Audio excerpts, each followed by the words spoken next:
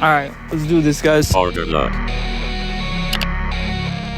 What's up, guys? My name is Order. Welcome back to the channel. And in this video, guys, I got something super exciting to tell you about. So today we're going to be talking about my first time doing peyote in a ritual ceremony. Crazy. You know what I mean? Like, if you've seen a Vice documentary, I pretty much did that. You know, like when Michael Stevens did ayahuasca, that was pretty much me, but with peyote. So let's get into it. And time don't wait for us. She said she ain't gonna wait for love. So this was definitely one of the most interesting and unique things I've ever done in my life. I only did it once, and would I do it again? Maybe. Been at it 4 weeks, 2 breaks first. Smoking leaf in the breeze, rolling paper. But what happened was one day, one of my friends reached out to me. He's a Native American, he's Navajo, and he's like, yo, on the Navajo reservation, my family, they're like medicine men. They do rituals, they do healing ceremonies with peyote. And I was like, oh, that's awesome. You know, like I was already experienced at this point. I never did peyote, but I did LSD. I did psilocybin shrooms. Never done DMT, and I never will. But anyway, he invites me. So he's like, yo, I'm going to be having a healing ceremony on me. And I'm like, all right, cool. Where's it at? And it's like way in the middle of nowhere in a complete snowy forest, like a good 2 hours away from my house. So I'm like, all right,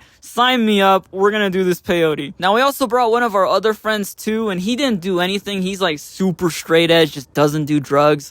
But anyway, so we pull up to this place and we get our cameras out. We're like, you know, the sun's still shining. Basically, when I got there, they were telling me like, yo, we do this at night. Once the sun goes down, we're gonna be all meeting in this place called the Hogan, and then we're just gonna continue from there. So in the daytime, we just, you know, took a bunch of photos. I'll show them on screen right now. And it was a fun day. I'm cold. I gotta pull up my notes. I was already kind of aware on like what was going on because I'm Native American too, and like the Native American like rituals and like ceremonies they do are like super sacred, just super like very different. Like my mom's tribe, for example, is one of the most preserved tribes in like all of the United States, so there's pretty much very little influence. Like it's pretty sanctified with their religion, you know, they don't tell any outsiders about it. It's really preserved, and what they do is a lot of dancing, a lot of singing. Like they'll burn sage, they'll make rattles with turtle shells, they'll ring bells, they'll dress up wearing masks and feathers too. So I'm very accustomed to these Native American rituals, but this was a Navajo one. I myself am like a tiny bit Navajo, but I never really got involved with the Navajo like religion or anything. So the time came to where we go to the Hogan, and the Hogan is like a really sacred, kind of like a dome almost. Like it's like a circle shape, and it only faces like one direction. I think it faces like the sun or something. But we go inside and they start preparing everything. So what they do first is they start laying out a bunch of like coal on the ground. They're bringing in a bunch of like drums and sticks, and it's weird. I'm gonna be real, I think it's honestly kind of cult-like. And my mom was warning me like, yo, I don't know if you should do the peyote stuff. To me, that's like the Scientology of Native American religions. And I was like, you know what? I don't really care much about the ritualistic stuff. I just want to experience peyote.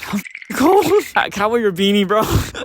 We're back, guys. Alright, where do we leave off on? But anyway, guys, we go inside the Hogan, and basically, like, my friend was like, they were having the ceremony on him, and we're gonna give him a name now because I've just been calling him friend. We're gonna call him Harry. So basically, they're like, alright, this meeting is for Harry, guys. And so Harry's like, they have him prepare, they have him dress up a certain way. They're like, yo, nobody's allowed to wear red inside the Hogan. And they had a bunch of weird rules, and this is where stuff gets really kind of creepy, but also kind of cool, mostly interesting though. The reason I say it's kind of creepy is it almost feels like a cult. Like to start, you can only walk clockwise in the Hogan, and you're not allowed to like walk in front of anyone. Like you can't cross paths with anyone. So my friend Harry, he's like preparing his stuff. He has to change his clothes because he wore all red. And when we go inside, they just sit him down. They're telling everyone like, all right, this is for him. And then they invite his like entire family in. He has his grandparents, he has like his cousins, he has his aunts and uncles. Like his entire family's in this Hogan, right? And before they could start, the first thing they did was like they covered up all the windows. They like lit some sage or some herbs on the outside. They did like a prayer. They did like a dance or something. And they basically were saying like, all right, this is going to keep all the witches away. This is going to keep away all the evil spirits from the Hogan. It's going to bless the land. Once we light these herbs and cast all these weird spirits away, we're good to go. So they do all that, right? And then this is when like the crazy stuff begins. So we're all sitting in a circle around this Hogan, and we're all sitting on like basically the floor. And they're telling me this is going to go on all night. So basically it's going to go from 8 p.m. to like 8 a.m. or so. And afterwards, we're gonna eat, we're gonna celebrate, but in the meantime, it's go time. So as we're sitting in the circle, like one of the guys starts bringing around a stick, right? And he's banging the stick on the ground. You bang it on the ground, you like pass it to the person like clockwise, I believe. Yeah. So we're just banging the stick, passing it to the next person. As we're doing that, they got like coal in the middle of the room and they're just stoking it with the fire. And then one of the guys starts singing and then the other guy starts like banging on the drum. There's another guy stoking the fire. There's another guy preparing like to stick around. And as we like bang it on the ground and pass it to the next person, we like stick it in the fire. And we just keep doing this all the way around. And then once we do that, then they bring in a bucket. And this bucket has like a little handle, you know, it's like one of those like classic buckets. I'll show a picture of it. But they bring this bucket in and they already got the peyote in there. And it's basically like watered down. It's like, it looks like brown sludge. It looks like kratom almost. And honestly, I do feel like this is kind of like cult-like because they're like, all right, guys, you got to pass the bucket around and like tap it on the ground. But you have to have the handle face away from you. If you don't have the handle face away, you're screwed and it's gonna ruin everything. So we're doing this. We make sure the handle's on the other side, pass it to the next person. It goes around. Once it comes back around, they're gonna start drinking it. Now I'm at the very end. So like this is the entrance. I'm on like the very last side and then it's going like this way. When they start passing the bucket around, they're like, all right, guys, it's time to drink it. I mean, they didn't say it like that. You gotta imagine these are like really old natives. You know what I mean? Like really old Native Americans. So I'm getting a little scared now. I'm like, oh my gosh, it's time to actually drink the peyote. Like, yo, I'm about to start tripping. But at the same time, I knew like, all right, I'm kind of experienced at tripping. So they start passing the bucket around and everyone starts drinking it. And at first I'm like, there's no way I can do this. Like, how intense is it gonna be? And then I see my friend Harry's grandma, who's old, like his great grandma, probably like 70 or 80 years old. She just gets the bucket and then just starts chugging it. And I'm like, yo, you look like you're too old to be tripping. All right. So I'm like, all right, how bad can it be? So then it comes my way. I drink it. It tasted earthy. It tasted really earthy. You know what I mean? Like, I don't really know how to describe it other than like a plant, you know? So as we're all doing this, they're still singing. They're still dancing. They're singing in Navajo. And my friend Harry, he starts eating it. Like they gave him, because the ceremony was for him, they gave him the peyote, like the actual plant. And they told him to eat it. So he starts eating it, right? And they start telling Harry what to do. So they say, yo, you're gonna eat the peyote, you're gonna puke it all out, and then once you puke it all out, we're gonna give you more of it, and you can't puke the second time. Because basically,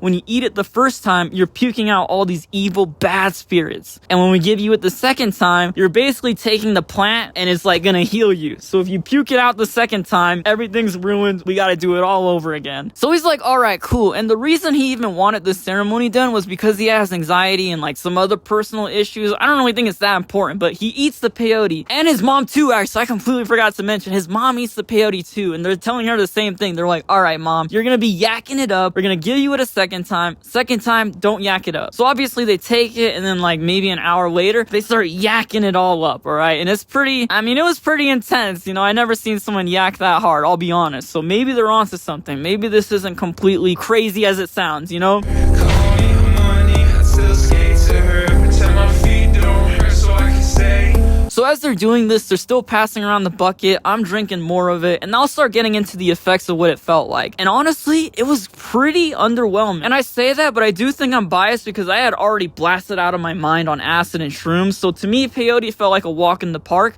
The best way to explain it though is it feels almost like you're near blackout drunk, like you're extremely wasted and like the room is spinning and you're getting like double vision, like near blackout drunk, but you're fully conscious, and in fact you're more conscious. Like you feel smart, you feel aware, you feel sober, you feel very clear-headed. And that's what was kind of overwhelming, because I was expecting like a really intense experience, but really it was just kind of like what I had already been through. And that was a surprise to me, because genuinely I thought it was going to be like a full trip. And that's the thing with it. It definitely does feel like a psychedelic. Like you could tell it is a psychedelic. You can definitely tell. But it's not intense like LSD or shrooms in a way. And the visuals are like being blackout drunk, which is weird. But to me, you feel like the most clear-headed. You don't feel like you're out of your body. You don't feel like you're losing your mind at all. Maybe I didn't take enough, but me personally, it just felt like being really clear-headed. I wasn't hearing anything, but my friend Harry told me like he was having a crazy trip. Like he was hearing birds. He was hearing like wolves howling. Just weird, crazy stuff going on for Harry. And this is the crazy part with peyote too, is that it lasts so long. And it's not all at once. It comes in waves. So for like an hour, you'll be tripping. And then another hour, you feel like completely sober.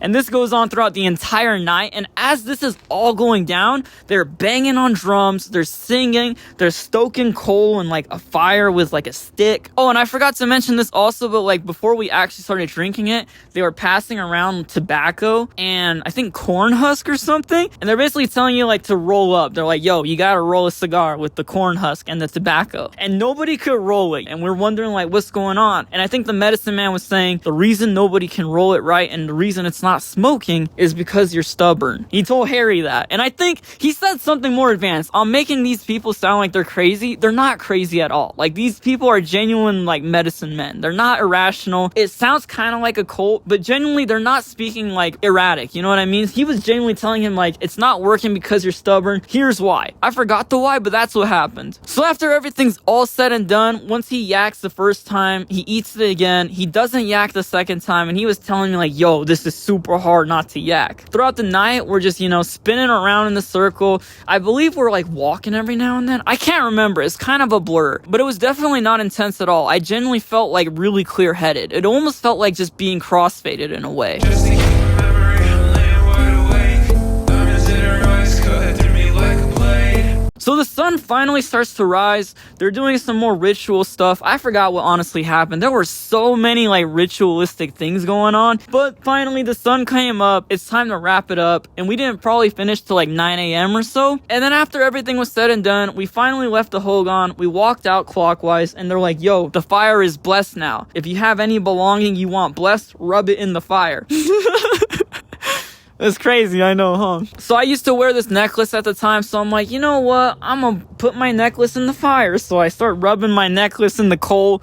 I walk out. His grandma started talking to me, and his grandma was like the most, oh, this is so hard to explain, but his grandma was like the most native woman I ever met. Like, native grandmas are different. They're like almost strict and stern, but like really like, it's almost masculine, like, but not in like a manly way. It's like a woman way. Like, the best way I could compare it would be like Hispanic moms, but I'm not Hispanic at all. But what from my Hispanic friends tell me, it's kind of like that. Just imagine like super traditional, like, yo, get done, kind of bossy in a way. But his grandma starts talking to us and she's saying like, this is all for God. God is gonna work with you all. Praise God, basically. And yeah, afterwards we all walk out, we head inside, we start eating, and it was a crazy experience, but I really actually didn't get a lot out of it. Like, I didn't learn any crazy new, you know, I didn't expand my mind, I didn't learn any crazy new insight, I didn't have any crazy epiphanies or anything like that. I might have had a few like tiny little realizations, but it was definitely nothing like LSD or shrooms. I didn't have a complete mind-blowing experience. Like, I didn't realize anything really new. It's crazy to say it, but I was genuinely the same before and after. Like, nothing changed about me at all. I do find it interesting though, like, all the ritualistic things were super different. Like, I never expected this at all. I don't know if I'm 100% right. I kind of remember they had an American flag inside the Hogan. I'm not entirely sure, but I think I remember there being a cross as well. And yeah, after everything was said and done, we drove back into town, which was like 2 hours away. And we were chilling, you know. My friend, I don't know if it really changed him much. I didn't really talk to him too much after this whole experience. Honestly, we weren't really too close of friends. But I personally don't think I'd do the ceremony or ritual again. I do feel like it could be beneficial for some people. I tell a lot of people this story, but I summarized it by basically saying, yo, it's like a Vice documentary. It's like when Michael Stevens from Vsauce did ayahuasca. Would I do peyote again? Probably. It is likely, because personally, I feel like that was the most tame psychedelic. It wasn't mind-blowing, you know. And my friend told me he's never seen anyone have a bad trip on peyote, so you know what I mean, like, it's probably worth a shot for me again. But with that all being said, guys, I hope you guys enjoyed the video. Make sure to leave a like, subscribe if you're new, comment down below what you think about all this, because this is honestly a crazy story and I'm really excited to tell you guys this. And as always, guys, God bless you all. Have a blessed day, boys. I'm out. Peace.